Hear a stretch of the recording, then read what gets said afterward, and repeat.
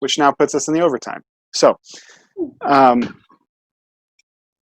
the waste piece is very interesting. I saw an article the other day, I don't know if you saw this in the Business Record, where Metro Waste Authority is having cash crunch issues because now that we've left the office, so to speak, there apparently aren't enough tipping fees because apparently people aren't wasteful enough in their home relative to their office space. Yeah, I saw that article. Sort of amazing, eh? It's super amazing. I was like, well, I'm real amazed that like we're just gonna put that out there as like people throw more stuff away. Like our landfill is struggling right now. So that's been the really tricky part, because ultimately I think when people are looking at this waste stuff, you would think they would be the biggest proponent for conserving space in the landfill. Like those are expensive to build, and I guess you can always just raise your tipping rates. Like if you're running out of money, you could raise them and make it harder for, I don't know, it just feels like a reduction in waste is a good thing, not a bad thing. So I was real surprised how that was framed. It's interesting, and it's been a while since I'm involved in a number of sustainability projects that aren't in the Des Moines area, just because the economics of them are off. And one of the economics that really wasn't working in Iowa is commercial recycling, because there is no value reduction, there's no cost reduction to recycling. Therefore, there isn't really any commercial recycling.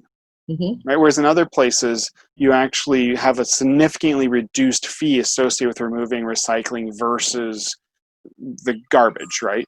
And there is that economics where it's like, you have to sort of jack up the cost of the thing you don't want. It's sort of like, sugar in your soda or taxes or, That's we've looked at that too with, because we don't do composting either. There isn't composting here, or, that's the part where, I never wanted to go into economics. I didn't, think, but it really is about incentives and like supply demand, and how painful is it before people are going to start to just do the right thing. Like, okay, we want this to happen. How do we start to swing that so that it's easier and more palatable to do it than make a hard thing more expensive, or the thing we don't want more expensive? And it's just, I don't know who it is that's necessarily advocating against. That's the part. I was talking with someone last night who she was really disillusioned. She had been working with, I don't want to say, it was a medical nonprofit, but she found out they were advocating against helmet laws and bike laws because of the increased organ donations that happen when people don't wear helmets. So they were actively advocating against it. And I was like, son of a, like, this is not good. Like, that's not okay to do that. So I feel like it's the same thing with this waste stuff. Like, who's out there advocating against us wasting less or making it more expensive to put stuff in the landfill, and then thus incentivizing us to just be better, and not throw away as much? I don't know who it is. The other piece of that article is interesting to me, that which we've always seen, because we typically deal in the commercial space, is that there is a disconnect between that individual responsibility piece when you're in your home versus when you're in your office, right? There is a whole corporate culture piece that's removed my individual contribution, the recognition of my individual contribution to the whole. Yeah. And now, I do blame, and I know people think this is my dead horse that I keep beating. However, I blame Oral Roberts, who was really sort of the origin of the seed doctrine, right? The idea that we can have turned a rich man from a camel through a needle into a saint. So I find that there is that's my theory. I'm sticking with it until it either becomes popular or I'm sticking with it. Yeah, I like this is what I'm going down with. Yeah. Well, and I'm new to all of this space. That's the part. My original background was in health promotion and, wellness. And now I'm before that, I wanted to be a teacher. And I think, that's been some of the stuff where, especially with any policy, or everyone's always made it like it's so much above our heads. Like, this is a lot more difficult, it's just really hard. Whereas I don't think it is that hard. Like, that's really what I've learned is we're making it harder. This is actually not that difficult. But, that's how you get people to stop asking questions, is you make it feel like they're the dumb ones, or they're the ones that don't understand it. Whereas I'm like, maybe you don't understand it, because this doesn't make any sense. And other places have figured it out, but it's only been in the last year that I'm starting to be like, wait a second. I did think it was me, like, oh, I just don't know enough about this. I don't understand that system well enough. And now I'm like, well, maybe they don't either. Like, and at least we're coming at it from a space of we can do better. And if we could do some of this stuff better, if we just looked at it differently, instead of being like, oh, no, it's just the way it is. And, you're just dumb for thinking it can get better, because it can't. So stop it. So what is as far as could be better, like what's that first piece that you're saying other people don't understand? Well, they've said you don't get it. Mm-hmm. You're looking back and saying, no, I think you're nuts. Mm-hmm. What's the one that most people just wouldn't think of first? Like, what's this like?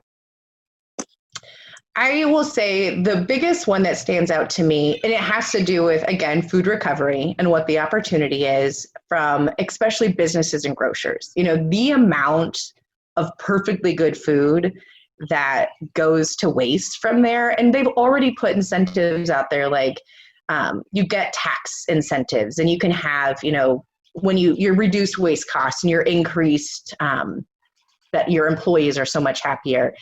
But ultimately, they're still not doing it. So what has been the problem? And really, a big part of it has been transportation, like a lot of things. But there's also the system that's been built that puts all of this food. So if anybody wants it, if you have to go first beg them to, like, please don't throw that perfectly good in the food in the garbage. Just let us have it and serve it to our clients. And then you're supposed to, get a ton of praise. Like, thank you so much for not throwing that perfectly good food away. Now it's, you have to come pick it up when we say so, how we say so. And you're putting all of this on these small nonprofits who don't have staff, who don't have, the capacity and the resources to do this. And we've said it's their fault that this system isn't working better, instead of saying, like, wait a second, who's got the resources? Who's got the benefits of actually moving this somewhere else? Why aren't they paying anything towards the cost of making this system better? Like, you do pay tipping fees.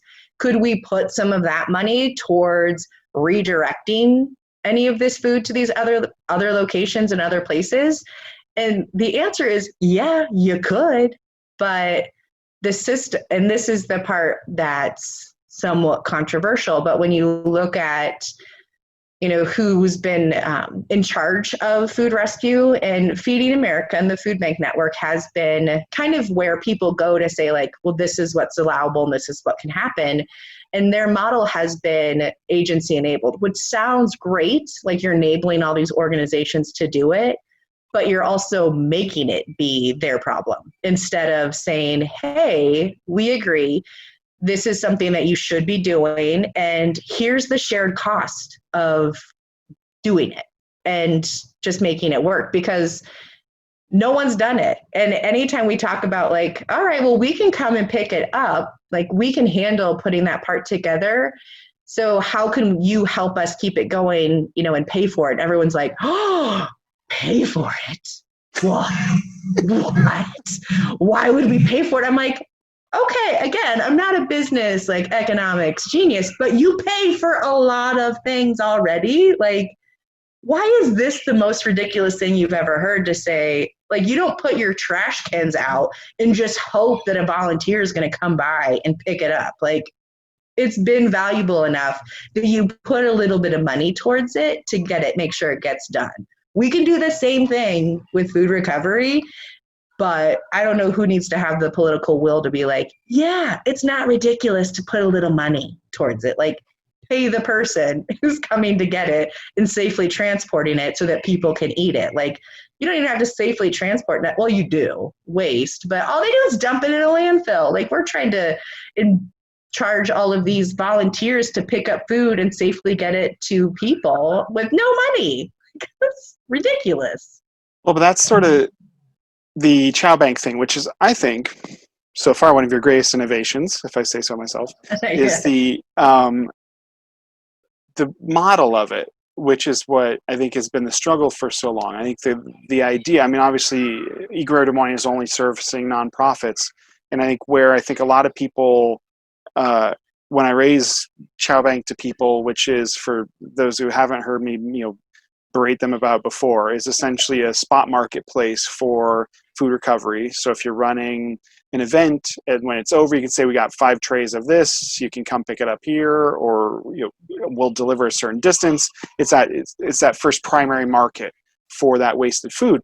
And just producing a receipt for market value provides them the market value of that food as a write-off. Yeah. So the idea of charging them 10% of the value of this receipt I've just given you. So I'm going to give you a receipt for $2,000. You just have to pay me 10% of that $2,000. You give me $200, I'll give you the receipt that you can get $1,800 back from. That seems like $1,800 for $200 seems like it should be a good trade-off. But again, I'm not an economics expert. I'm just someone who says, if you give me $1,800 for $200, I'd probably be like, if you're not a Nigerian phone scam, I would be happy to do that. Yes. What do you need in return? That's how many social security numbers? Like, that's fine. We're not even asking for that. Like, we just we get that it needs to be simple, and it needs to be something that, you can start to depend on. And that's exactly what we've offered. And then people are still like, yeah, I don't know, that's really expensive. Okay. Like, and compared to what? Like, that's not ever pushing this. And I didn't realize it was so, I don't know, like, would ruffle feathers to talk about anybody paying for that until I was part of this Refed accelerator. And, it was really making the mostly Feeding America groups uncomfortable because, again, they have the relationship with Walmart. Walmart contributes a lot of money, millions of dollars to them to be able to do this stuff. Whereas then it's not Feeding America that's doing the pickup and delivery. It's the local food pantry that does the pickup and delivery. So if we talk about paying them for that work, I think it's seen as, well, that means they're not going to donate as much money if we have to pay them for that work, which my response is, okay, that's fine. That's important. Like, that's, again, how we're going to start to, like, this is an opportunity. This is a whole new market for, like, why not pay people for the valuable services that we want them to do? Like, it's important enough. You should put some money towards it. So if it means they're not going to donate $20 million and they're only going to donate $15 million, so be it. But that's for the greater good of, I would say, our entire, like, that's the whole, we're not talking about, like, you should just pay Eat Greater Des Moines for this work. I'm saying you should pay anyone who is coming to pick up your food and delivering it. Like, DoorDash figured it out. I'm willing to pay $4 to, not have to go somewhere. I don't know why we can't translate it into the same thing with this food. I mean, to be fair, DoorDash and Grubhub are completely being horrible partners to the restaurants that are doing it. So, I mean, forgetting the fact that, those services are really putting the boot on those guys, and girls who run those. However, maybe this is a separate conversation, but that's actually an interesting point of, there's 2 pieces there, I guess. Number one, I had a Chow Bank thought where I'm like, what if we say, you know what, fine, don't pay for the service, don't pay for the service going on, but we're going to issue you a receipt. Here's your receipt's value. Put in your credit card to buy this receipt. You can buy the receipt from us. Yeah. It's a $2,000 receipt. It's going to cost $200. Food's already done. Good. You've done your good work. Want the receipt? Well, and Just a lot of people don't care. They don't even want the receipt, and right. that's the part where I've really come into this transparency space to be like, fine, don't do the right thing. That's cool. But I'm just going to let people see what you're doing. Like, we're just going to provide some transparency into the space and say, here's what we know. Here's all of these businesses that do participate in food rescue, that do donate on a regular basis, that do go out of their way to update their policies so that they're not wasting all of this food. Here's all the information and the data, and you can see who's not. And that's, again, if you're okay with that, like, if you think it's not that big a deal, then why do you care if we tell people about it? But that was the last time I got in big trouble, was talking about it and telling people. And that's apparently what we're also not allowed to do, is just call any companies out to say, I think you could do better. And they're like, we don't talk about that. No. So yeah, I'm going to keep raising the transparency in the space, because I think it is then, it doesn't need to be our idea, but I think if enough of their customers, or they start to see how big those numbers are and what the opportunities really are, maybe it can be their idea and they can just come at it on their own. That'd be fine. I just want it to happen either way. Well, some people are lost causes, but and as I was often told early on, lost cause isn't a loss, right? It can be a great win, but you can say, like, you could be the leader, first one in the country. Like, you could really shift this whole space by working with us to figure this out in a sustainable manner, or not. That's, you don't have to, so that's okay. But there's an interesting second piece, though, as I was listening to here, that reminded me of some other nonprofit stuff that was our challenge. Was it's almost like in the nonprofit space, there's such a massive push for raising the entire operational budget that we don't think about, here's our mission, here's a product we're offering, here's the cost of what we're offering. Let's actually fully cost account this and make sure that we're offering it as a service. We're still a nonprofit, right? There seems to be this challenge when people get engaged by nonprofit. They're like, okay, well, I'll just pay for all this stuff with no accountability stuff. And then the people who are in the nonprofit say, well, we just need this base level stuff and just figure out how to do whatever. And we end up with being unable to say, no, I can provide you more and more of the service, and productizing your offerings, which we see in the business space. We're saying, hey, Uber, take me from here to here, put McDonald's in it on the way, and I'm going to pay you this amount. Although, again, the food's a bad example, because I'm getting like a $2 subsidy every time I get food delivered by Uber, right? Grubhub, I've got shareholder subsidies that are coming through. Like, it's even the transparency piece. As I'm thinking about this out loud, I started with a really great question that I wanted you to answer, and now I'm just going to pontificate on some BS for a second, because now it's sort of irritating. However, I almost wonder if the way the nonprofits approach it, except for ones like Goodwill or food pantries, I mean, they're making their money off reselling the food, yet they're making their money off that incremental value of that service. Is it the idea it's nonprofit that may be a big piece that's the problem? I mean, is it that everyone's worried about their top line budget when they're saying, no, we don't need a top line budget if we actually deliver the service at cost plus? Well, and it is, I think, a lot of times too, when we talk about, well, it's a nonprofit, there's this perception that one, nonprofit should be run by volunteers, that they're so different from businesses, that it's, just a bunch of people just out there kind of randomly doing stuff, instead of really, it's just a tax status. It just means that any of the money that we have, it doesn't go to shareholders. It goes back into making things better. But there's this whole, I guess I've always, and maybe it's just my personal thing that I've always struggled with is then you have people from the business community being like, oh, that's cute. Like, you're trying to do all this good, but you just don't understand how business works. But then if you try to come in and say, great, we have this service we want to do, it's going to cost you this. They're like, oh, you're a nonprofit.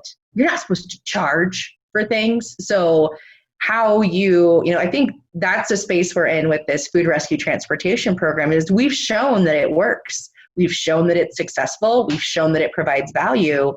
Now we need to have the conversation about how do we keep it going and what's your cost share in it? And that's like, oh, no, we don't do that. Like, you're not a business, you're a nonprofit. Well, we're going to be out of business if we keep doing it this way. So I haven't figured that part out yet. It's so frustrating, isn't it? I mean, I find some nonprofits are tax status and some are lifestyles, right? And it's like the business community wants a lifestyle nonprofit that actually gives them a valuable service. Yeah, for free. Yeah, definitely. So, well, and and it's tied a lot in too, because I think I was on a call yesterday and Black Lives Matter, system change. How are we going to do all of this stuff and start to make things better? And I was on a call yesterday with a bunch of other nonprofit leaders and executive directors. I was like, I think the thing that we're forgetting is when we talk about system change, that means a lot of people in this room losing some power and status. And it's one thing to put something on your social media and say, yes, we totally support this movement, but are you still going to support it if it means you give up the funding or you give up the grant to open up the space for these other organizations to come in? Because that's really that's where change is going to come from. So it's really, nice to talk about it and act like it's only in the business space or it's only over here. No, it's here as well. We definitely have to be open to not being, it doesn't need to be you. And maybe you could have a smaller role and there's someone else that's doing more. And why aren't they at the table? Why aren't they getting the funding? And how are we contributing to it by not saying anything about it because we don't want to lose our funding? It's a real interesting time out there right now to just, and being, I think that's also part of where there has been safety. We are so small and scrappy. I can get it that if you've got hundreds of people depending on you for their job, you want to keep them employed. But at the same time, is it still for the mission, or is it just because this is just what we've always done and this is what we're always going to do? We don't actually, when we talk about solving poverty, I don't really know how many people really want to do it if it means they're not going to have a job anymore. So it becomes inertia. Yeah. Well, you still have to have someone, that's even with food rescue, we talk about, that food's for other people. It's just food. It's for anyone. It's not any less than, but the whole dignity part of how can we create it so that there isn't this power dynamic into who gets what, in regards to food, instead of just letting them have it. So you don't have to prove to me that you're worthy or needy enough. I'm just going to let you have it. I know you're at a time limit, so I don't want to keep asking questions past your time limit. Good. I got 10 more minutes.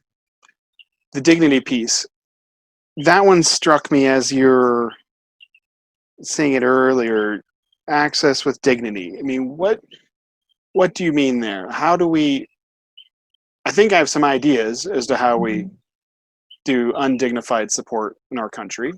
How would you see meaningful, useful delivery of support with dignity? There's definitely the balance between, I think, just being able to, there's a lot of amazing food pantries out there. And there's definitely times where people do just need to be given some support to get through, the hard time. A lot of people right now are newly out of a job and using SNAP and just need a little extra help to get through. It's not that they don't want to work or they're trying. So having those spaces where they can access those services. But unfortunately, there's also spaces where it's maybe set up as a food pantry or, something where you can come to get services. And it's more of a show of power to say, like, I get to decide if you're needy enough for me to give you these services. So it's kind of gone from, we need some data so that we can show the impact that we're having, to, I need you to prove to me that you're worthy enough for me to serve you. And we wonder why people won't go. There was definitely a time in my life where I should have gone to a food pantry and not just eating ramen noodles multiple times a day, but I didn't want to give up my dignity. Like, I wasn't willing to go in and have someone talk down to me or not make eye contact or treat me like I was less than just to get some food. I was like, it's not worth it. So I can appreciate why, even though we have all of these services, a lot of people don't go just because you don't want to be treated poorly. So that's really where it's been important to try to, like, especially for food, it's really hard to do anything else if you're hungry. So for some of these things, especially if it's been given, like any of this rescue stuff, we didn't buy it, it's free. Like, we can let them have it for free. And then you start to build relationships and see how you can, do more to support. But I've also really enjoyed looking at Trader Joe's. Like, I think it's a really interesting where they wanted to just sell some of that food that they, maybe didn't meet their standards for a lower cost. There's a lot of dignity in that, because people want to be able to buy their own stuff and, not have it all feel like a handout. So if you are able to put some money towards it, maybe it's, cheaper. It just looks like you're just looking for a good deal instead of, getting a handout. But I don't know, I'm still trying to, that's the pop-up produce program that Hunger Free Dallas County is doing, has kind of been modeled on that. So instead of it being, well, it is free now just because there is so much produce and we're able to leave it there, but giving people the chance to buy this product at wholesale cost. And so everyone can buy it and everyone's welcome to come. It doesn't feel like, oh, that's only like the summer lunch program. A lot of times people are like, oh, well, I'm not needy enough. I don't need to go and get that free summer lunch. Whereas I'm like, it's free summer lunch. Like, go. I don't want to make lunch every day. Like, that sounds like a great idea. But, there's this whole, who's needy enough. It is prepaid. Yeah. It is coming out of taxes. It is. So. It is paid for. Well, and they have their own, when you talk about, like, it's been great to have the grab and go, because they just let people take their lunch and go instead of making them sit there. And then if they don't eat everything, they require them to throw it away. Like, I've been appalled at how that policy, they're not allowed to. And if an adult, like if at a summer meal site, how they have been run, when you have to be on site, technically, if someone sees an adult eating off a toddler's plate, they need to take it away. Like, they're not allowed to do it. I'm like, and you wonder why maybe people don't want to come, because, What is this? What's the throw it away thing? What do you mean? You're not allowed to take food home with you. So if you came and there was an apple in your bag lunch and you didn't want it, or you didn't drink your milk, you're required, or the site's supposed to make you throw it away. You're not allowed to take it with you. And I'm like, why? Exactly. That's dumb. Like, and who cares? Like, you would rather, that's a part, some of these policies, they would rather have people throw it away when it's perfectly good than what? Eat it later? Like, I just don't understand, like, what the reason and rationale is. And everyone's like, oh, it's just a USDA rule. I'm like, but it's dumb. Like, it doesn't make sense. So could we just change it? Seems simple. Well, what you should do is set up a food recovery station right at the gate. So you throw it away to recover it on the other side of the gate. I know. The thing is, I'm like, well, I'll just do it. I don't want the staff there. Like, they're the ones that are actually charged with doing this. Can you imagine being at a summer feeding site and coming and telling some kid, like, you can't take that apple home just because you don't want to get in trouble? Like, that's ridiculous. Like, you're putting it on, these people who are trying to do the right thing, and they're supposed to come in and be the jerk that's like, give me back that milk. I have to put it in the garbage. You can't have it later. Like, it's not setting them up to be able to, like, they know it's wrong, but they also don't want to sacrifice not having the site at all. You know, get on the wrong side of the USDA and you'll be in trouble. Sonny Perdue will come for you. It's not good. Hey, man, that's serious. It's bad I mean, stuff. Sonny looks like the type of guy who really can get moving. Yeah, he can really get you. So I don't know if he shows up. I've never like seen it or experienced, but obviously I'm fine with being like, that's a dumb rule. Let's just not follow it. But I also realize that other people aren't maybe as comfortable with that approach. So I get it. That's okay. Well, Aubrey, I know you got time. Thank you very much for joining us today. Yeah, thank you for moving the time and, you know, just... Yeah, I think we had like 56 scheduling changes on this one. But this was my most pleasant Zoom of the day, so I'm glad. I'll take that. Yeah, that's a win. Definitely. Well, I won't even go far as to say the week. They're my best Zoom of the week. So there's a lot already. I'm going to say, I mean, I don't even know entirely who's on your calendar, but I think that's heavy company. Yeah. Well, we'll see. But it was much more fun. So hopefully we can do this in person after like all of this. But don't worry. Even be a part of it. We just need to make sure that we stop gathering data, because I mean, if we would just stop testing, this would go away. Obviously. I thought we'd already quit the pandemic. Like, we're done, right? Everything's open. Yeah, we're done. That was fun, pandemic. Yeah, we didn't enjoy it. Let's just quit. So we're not going to do it anymore. All right. We'll see how it goes. I'm going to keep my office at home for a while. I'm going to let the rest of you guys see how that works out. And I'll talk to you in 2022. So... Well, as you see, I've been trying to create the most Pinterestable office. So you're nailing it. You got some shiplap. Doing real good. You'll have to look at one of the other ones to get the understanding of my shiplap and the fact that my nail heads are still exposed. But that very trendy. Oh, there's a reason to it that has nothing to do with trends. However, Aubrey. Well, I'll to you for design styles for our new house. You got some good ones. It sounds like. Yeah, only an 8x12. So as long as you want a really small house, I'm in. But if you start going into large plans where it's like, oh, we need to plan this stuff out, I'm like, similar to you. A bunch of them together. That's fine.